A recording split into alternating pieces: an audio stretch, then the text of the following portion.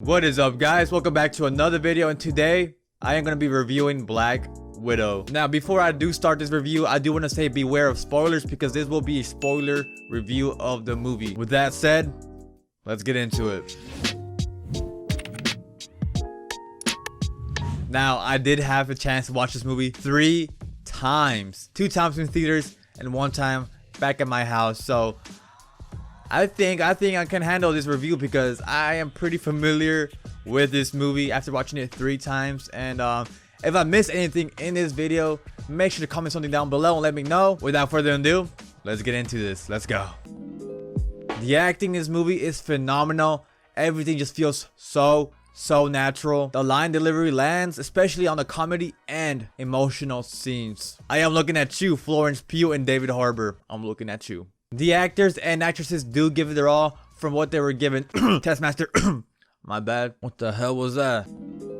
First things first, I just want to say Florence Pugh and David Harbour were the standouts in this movie. They were phenomenal. Scarlett Johansson as Natasha Romanoff, perfect casting. As we all know, I could not imagine anyone else in that role. Rachel Weisz as Milena did play the role of wife slash mom slash spy, and she played it really well. Ray Winstone as Dreykov. As little screen time we saw him, he was pretty intimidating. And O.T. Fagbenle as Mason, if I'm being completely honest, felt out of place. I feel like they just added him as an explanation on how Black Widow got on hold of some aircraft while on the run. That's about it. Okay, so the visuals on this movie were not honestly that unique and creative from what we have seen before from the MCU. Throughout the movie, you can definitely tell when someone or something was definitely green screen or CGI, especially green screen. Personally, it did not bother me at all, but it does not keep it from being good for the most part. I would say each character does have defining personalities except for Dreykov and Taskmaster, but I will get into that later. Now, the family aspect in this movie does sound cliche, trust me, but if you actually watch the movie, it just doesn't feel that way. It feels so natural. I found them to be so relatable, aside from them getting kidnapped, being killers, spies, but you get my point. We get to see their strengths and weaknesses, and they are so different from one another, but the same, if that makes any sense. And Mason is just there. I feel like if they just removed him from the movie, nobody will notice. Okay, so first things first, I'm just gonna say the good things to get them out the way. Taskmaster and Dreykov were pretty intimidating, especially Taskmaster during the first act, but after that, it just slowly declines, man. Now, let's talk about the bad. So, Dreykov, after watching the movie 3 times, I still don't get what his deal is. I don't get his motivation at all, other than controlling the widows and ruling the world, which sounds pretty cliche and boring if you ask me. And the reason behind it is because he's just plain evil, I guess. I have no clue. That's what I got from the movie. His motivation is just not so clear to begin with. Now, Taskmaster, who is Dreykov's daughter. Spoiler alert. As I said before, she was great during the first act of the movie. We got to see her skills, which were brutal. But after that, she just disappeared up into the 3rd act. She was not motivated, not well developed, or should I say not developed at all. I was introduced to Taskmaster in Spider-Man PS4, and right off the bat, after a few moments of fighting with him, I already knew his personality, his motivation, and dare I say it, humor as well. And what they did with the character on Black Widow was completely the opposite. They did a 180 turn. They did switch up the gender. I know a lot of you guys were disappointed, so was I. It just feels like they brought the Taskmaster character on the big screen just for shock value. But I do see why they did it. It made sense to the story they were trying to tell, but the villains were definitely the weak point of the movie. From beginning to end, I would say the characters did learn a lesson: family. So in the beginning, we see Alexei, Milena, Yelena, and Nat playing pretend family. Then when their mission was completed, everyone went their separate ways. Flash forward 20 years later, everyone went their separate ways until Nat and Yelena's only way to progress in their mission of finding the Red Room was to reunite with their fake / real family. And from there, they learned to heal old wounds and learn to love each other again. It's such a believable and wholesome growth.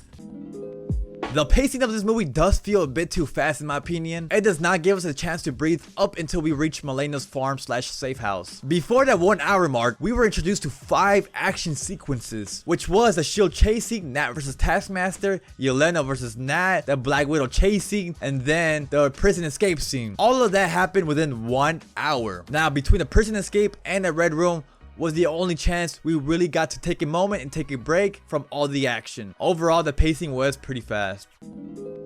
Like I said, for the most part, it is hard to follow, but man, the action in here is really exciting and amazing. Like I said before, for the most part, it is hard to follow, but man, this movie hands down has one of the most exciting fighting sequences of all time. The fighting scene between Nat and Taskmaster, brutal. Afterwards, Yelena versus Nat, brutal. I was not disappointed by the action sequences throughout the movie. I was really entertained.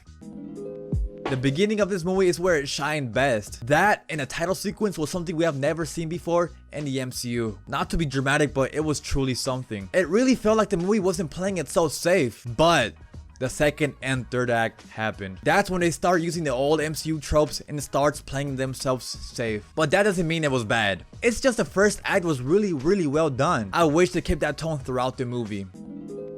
Man, the humor in this movie landed. It happened so naturally, especially because it was coming from Alexei. He was a comic relief in this movie, but not the way you think. It did not feel forced at all. It just felt so in character. And when it was not coming from him, it felt nice and subtle. Yelena had some moments as well, which makes sense because she's just so pure and innocent, and she is the young one here. And surprisingly, the villains were serious in this movie. I'm looking at you, Mandarin, Ultron, and Ego, and so on. I wouldn't say the story is well structured, but I wouldn't say it's not, if that makes any sense. It's right in the between. You see, if you're up to date with the MCU, you will have no problem understanding what the story is trying to tell. But if you're a non-MCU fan and only see an Endgame and then this movie, yo, just let me tell you straight up, you're gonna be so confused. Is this movie creative? As an MCU movie, I would say so, but that's only because of the first act. After that, it just feels like a typical action MCU movie. So I'd say 50-50, right in the middle, right in between, because it starts playing it so safe. If you're invested in the MCU as much as me, this movie already has you engaged. It felt like this movie tried to be a spy thriller given the vibes I was getting at the beginning, but it just drops that genre and starts feeling like another MCU action movie. The dialogue was great. There was one scene in the third act that brought to my attention where Yelena sacrifices herself, but we know she does not die. Two emotional scenes that got me. It was the scene where everyone was reunited at Melena's house, then Nat went on to say the 3 years where they were family was never real. Then Yelena got emotional and said the best part of my life was fake. Damn.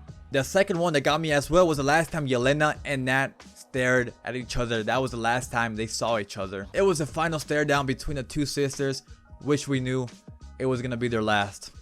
It was at that moment I fucking hated Thanos. If it wasn't for him, Nat would have still been alive.